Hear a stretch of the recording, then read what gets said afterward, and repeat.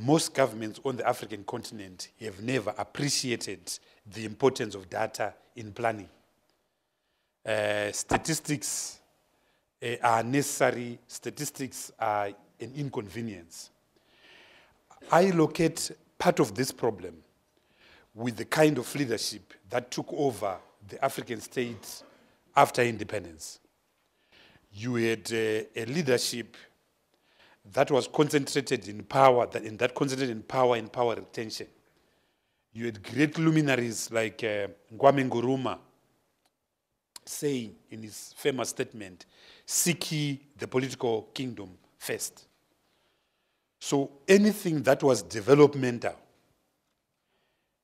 anything that had to do in particular with macroeconomic stability, open markets, investments, was put to the back burner.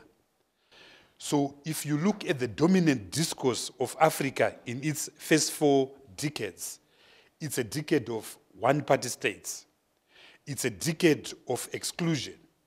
It's a decade of ethnic fights. It's a decade of coups and counter-coups. It's a decade of patrimonialism and neo-patrimonialism. It's a decade in which politics and power have unnecessarily dominated the African state.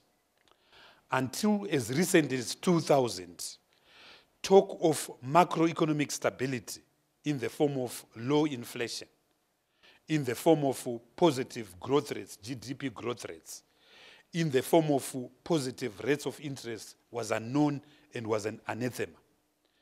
If you looked at the discourse, Africa's view towards institutions such as the World Bank, such as the IMF, the African Development Bank, and other multilateral institutions, they were viewed, and to a large extent, they are still viewed as mere neoliberal institutions.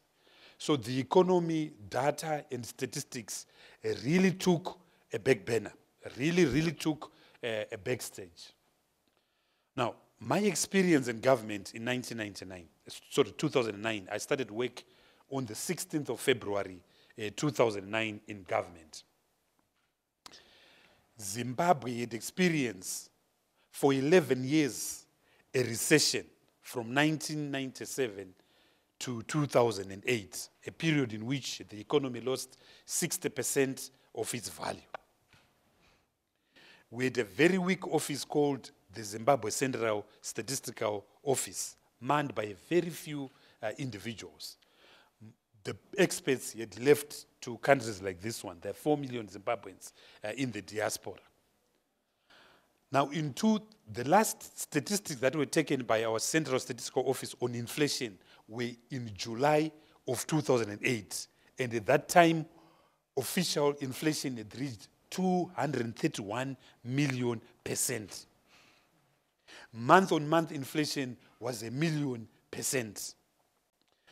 Now, it's nice talking about these figures. What they mean on the ground is real havoc.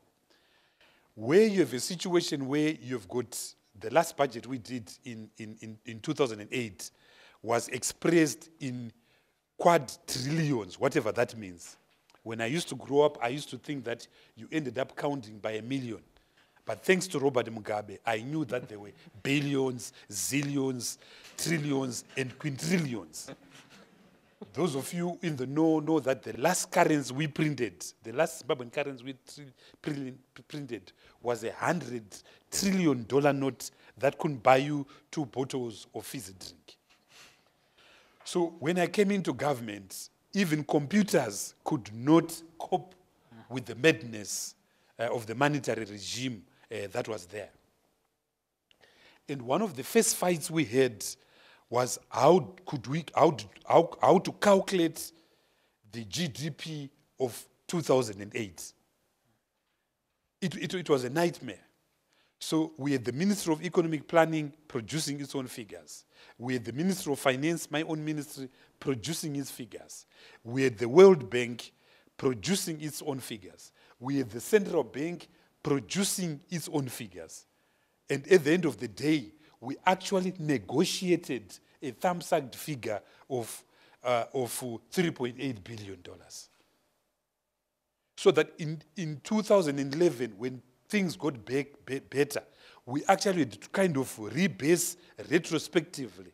And by that time, we had the able assistance of the IMF. They brought a very technically competent team to actually try and retrospectively rebase the 2008 GDP.